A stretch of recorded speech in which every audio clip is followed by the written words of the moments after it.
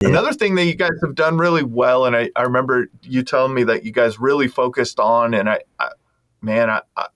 it's something that I feel everyone needs to focus on, and that's reviews. Mm-hmm. What was your thought process on reviews initially, and then what was the execution? How did you get to 200 plus reviews as quickly as you did? Yeah. So the mindset was you have to be Googleable. You have to be found. You have to be able to. Someone can go into Google, put your name in, and you have to be found. If not, then you're already sketchy.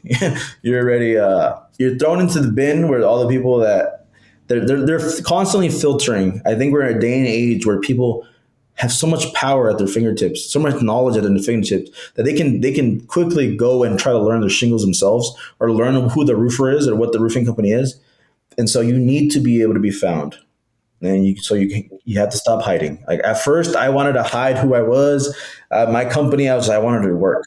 And so when I first started doing the branding side, you're right. Like people just talk. They're gonna post some stuff out there, and people are just gonna talk, and that's part of it. So you need to be comfortable enough to be found on Google.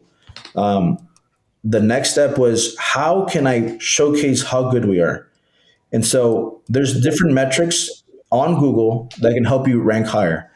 Of course, like SEO, constantly posting on Google updates. So posting pictures, posting status updates. So we do that daily, twice a day. Post pictures, do statuses. We also started asking of clients that we worked with in the past that didn't leave us a review. We're like, what's the list here? Like, let's go through our CRM. Let's print out a list of people that we might not have asked. We didn't ask for the review. So let's print it out and let's go ask of them again. And regardless if they left a review or not, we would send them a gift basket or like a Amazon gift card just to say thank you for taking time to even consider reading the email or like reading the postcard. And then that is weird because even though they wouldn't leave it, they would refer us out. So at least we got something out of it, That's right. And so we try to make it as easy as possible to get a Google review and a Yelp review by doing hyperlinks and putting it into an email campaign or putting it into like a text message, easy for them to just click and open.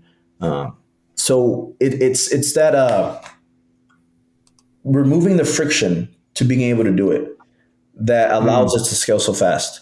Because the execution is one thing, which I think a lot of roofers have, but it's like the follow-up. And then how do you follow up? Making it easy for them. If you tell them, hey, can you just go give me a Google review?